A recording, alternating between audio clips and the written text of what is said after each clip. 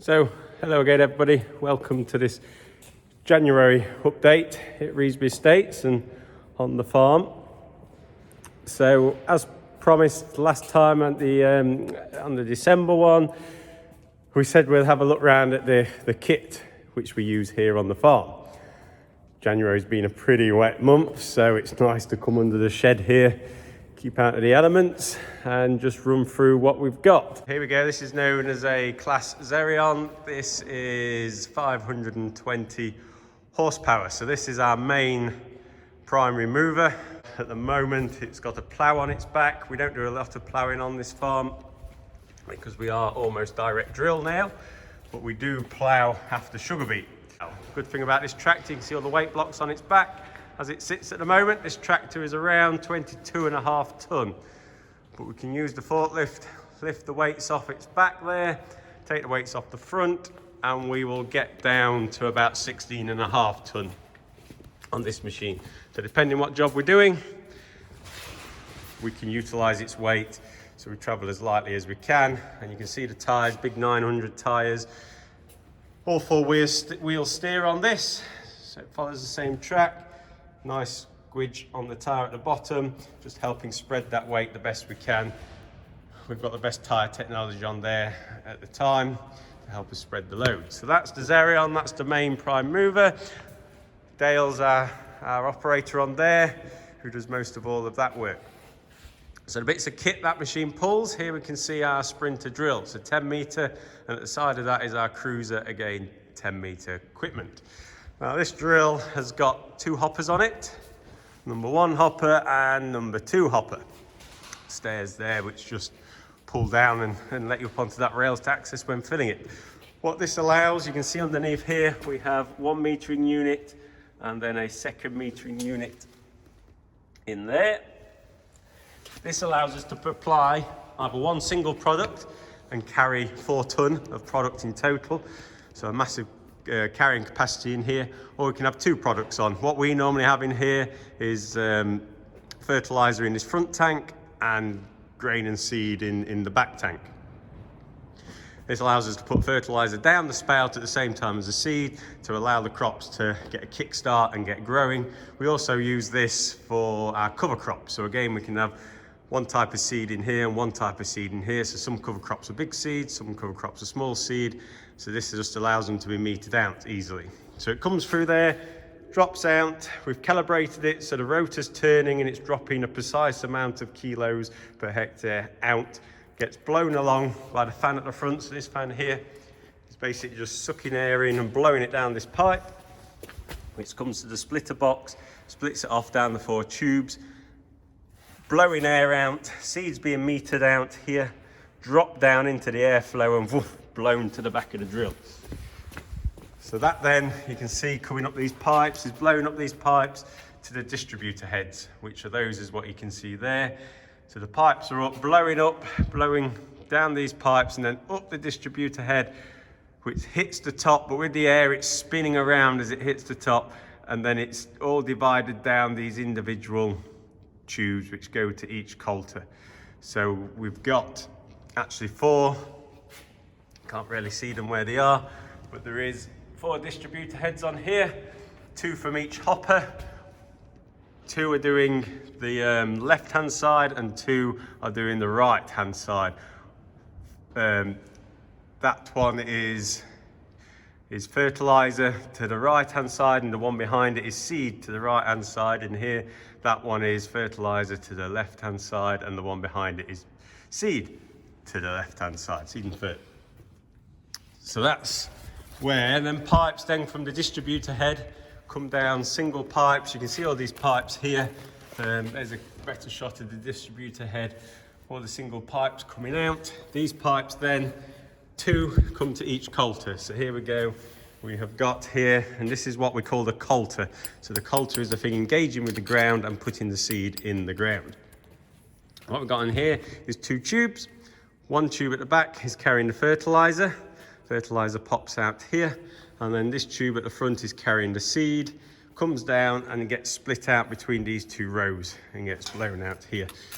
So this drill is capable of actually going into moved soil, or we can actually work into direct drilling into stubble of itself.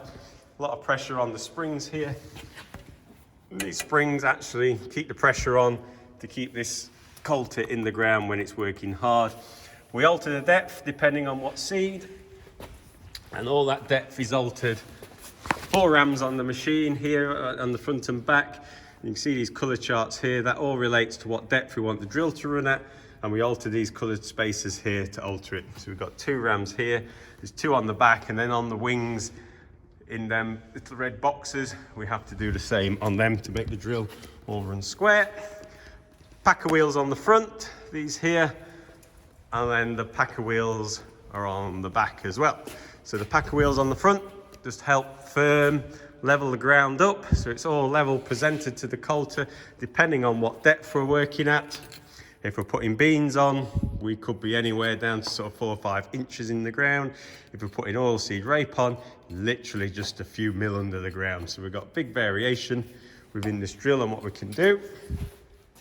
Harrows at the back here, so we've got an intermediate set of harrows here, just knocking the soil. As this comes through and disturbs a bit of soil, these just pull that soil back in to cover the seed. It's then this following packer puts the seed to soil, just pushes the seed to soil. So behind each one of these, we will have just here and here will be a coulter. These are 30 centimetre space coulters will be on. And then behind it is just a final following harrow, just to cover it up, level it up behind. These discs here, which run on the back, I call our preempt markers.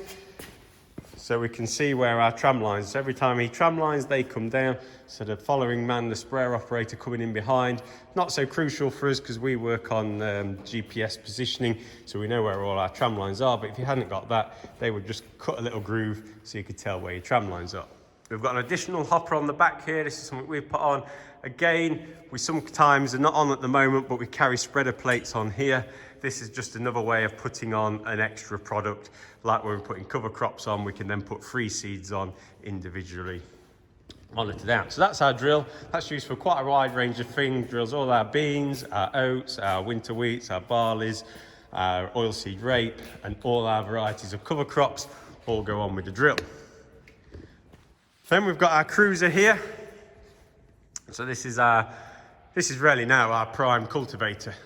If we need to do cultivations, this is what we use. This is pretty much just to mix a bit of residue into the top ground, or chit a few weed seeds if we want to get a bit of blackgrass growing or something like that. So this is used before the drill. But majority of our land now, sort of getting up towards 80%, doesn't actually see this machine anymore. We just go direct in with that. And that's the way we want to get 100% in the end. But the idea of this machine, pretty simple. So these tines are working probably down to between 1, but normally 2 inches deep. So only very shallow working. There's a lot of tines on it. We've got the banks of 5 banks of tines. So actually, when you look at a tine, there looks a lot of spacing between this tine and that tine, but when you look down the whole row, if I come to the front and get the right level, you're probably not going to see it.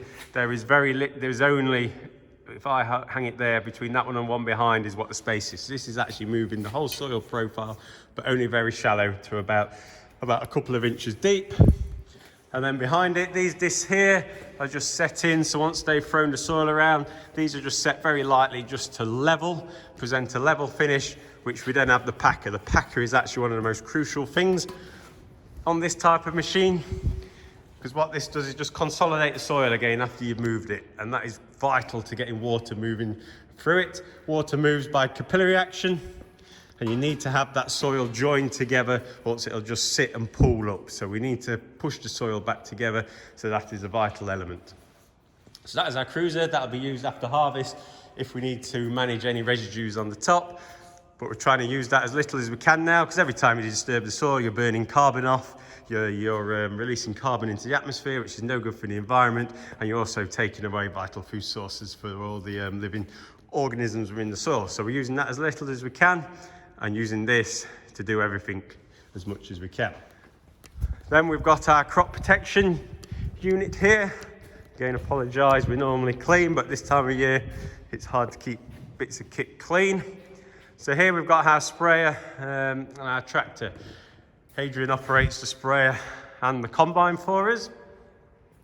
The sprayer is rarely used for applying the pesticides to crops to control such things as fungicides and herbicides. Very little pesticides, insecticides are used, but they are used where we have to when traps indicate we've got a problem coming up.